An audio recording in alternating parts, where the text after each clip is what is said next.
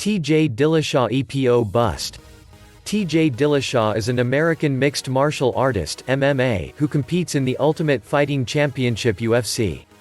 His stats are 5 feet 6 inches and 125 pounds, and he has mostly competed in the bantamweight division throughout his career, only recently competing as a flyweight. He was born in 1986 and his record is 16 wins, 3 losses, and 1 no contest. Early life. Dillashaw grew up in California and was a very good wrestler throughout high school, compiling a 170-33 record. This earned him a wrestling scholarship to Cal State, where he was a 3-time NCAA qualifier and ended his last year ranked 10th in the entire nation. Martial arts.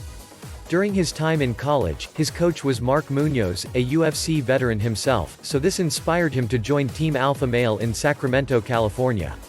He went undefeated as an amateur and turned pro in 2010, going up against Dzikar Sklavos, whom Dillashaw dominated using his honed wrestling skills to his advantage. The next year he signed with UFC and competed in an Ultimate Fighter match where he beat Matt Jaggers with a first-round knockout. In December of 2011, he fought John Dodson in Las Vegas at the Ultimate Fighter 14 finale, losing by knockout. He would spend the next 3 years fighting numerous matches, mostly winning them and moving up the ranks. His big rise happened in 2014, when he fought Renan Barrero in the featured bout at UFC 173 for the Bantamweight Championship. In a huge upset, Dillashaw dominated the match and won by knockout in the 5th round, becoming the new champion. Joe Rogan would say after the match, "That was the greatest performance I have ever seen in my life," and he congratulated him on a great win. This was considered the peak of his career in terms of popularity. Following years. Over the next several years he would have some ups and downs, but built a reputation for being a sore loser when he lost and too cocky when he won.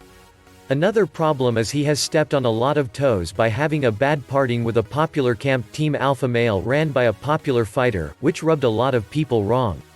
He has built a reputation also as a major shit talker, using social media and the media to bash his enemies. To make matters worse, he tried to get rid of the flyweight division to screw the lighter fighters. USADA drug test fail. On March 20, 2019, Dillashaw announced he would forfeit his UFC Bantamweight Championship after he failed a drug test following a fight with Henry Cejudo. He also was suspended by the NYSAC for 1 full year and suspended by the USADA for 2 full years. He admitted he failed his test and apologized to his fans and coaches. The compound found in his system was EPO. What is EPO? EPO is short for human erythropoietin. It is produced in the kidneys and is responsible for red blood cell production, which carries oxygen to the blood. EPO is an exogenous compound which can raise your levels without getting a blood transfusion. In sports like boxing, MMA, cycling, running, etc., it is used as a form of blood doping to help give the person an edge in endurance. Its growth exploded in the 1990s and was especially used in horse racing to make the horses run faster.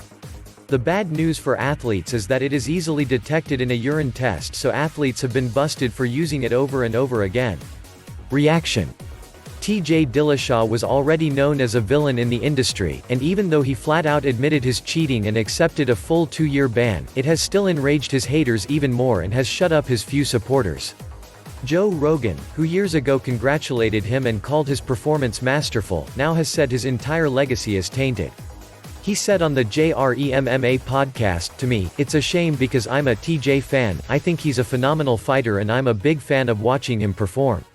But it just taints his legacy. It just does. There's no way around it. When you get caught cheating this stuff, there's no way it's not cheating. This is just cheating. This isn't an accident. It taints your legacy," and the guy had an amazing legacy, 2-time bantamweight champion, one of the best pound-for-pound fighters. Artem Lobov said that he should be suspended longer than just 2 years. Matt Serra said, "TJ. This shit is bullshit." Many fighters who lost to him previously were very upset and want those matches overturned and him to give back his winnings. Conor McGregor, who has called him a snake for many years and now has gleefully chirped about how right he was in a Twitter message that got 50,000 likes. Future. Dillashaw has 2 years to think about his mistake, and it will be interesting to see if he can make it back as a villain and make more money. My personal opinion is I cannot stand cheaters in sports. It should be an equal playing field. Whether you agree or not with legalizing doping, at the very least everyone should play by the rules. In this case, he is sorry only because he got caught, and there is no doubt he has been cheating for years and go lucky to get away with it. Pretending he is punishing himself by accepting the ban is a ruse because they were going to ban him regardless of how he felt about it. Forums. Join the evolutionary.org forums and have your say on TJ Dillashaw and EPO.